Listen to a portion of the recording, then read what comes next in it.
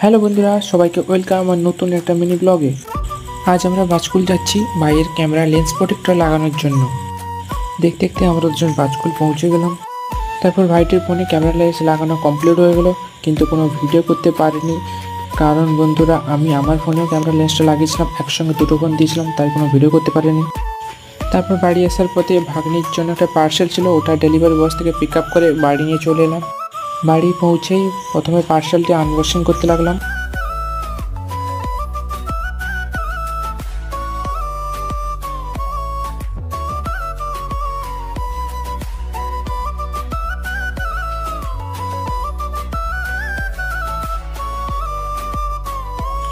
তারপর জামাটি ভাগ্নিকে ভিডিও কলের মাধ্যমে দেখালাম, ভাগ্নি বলে খুব সুন্দর হয়েছে জামাটি। বন্ধুরা, এখানে শেষ করলাম আজকে ছোট মিনি ব্লগটি। ভালো লাগলে বন্ধুরা পেজটিকে ফলো করে সবাই পাশে থাকবেন এবং পরবর্তী মিনি ব্লগের জন্য পেজটিকে ফলো করে রাখুন।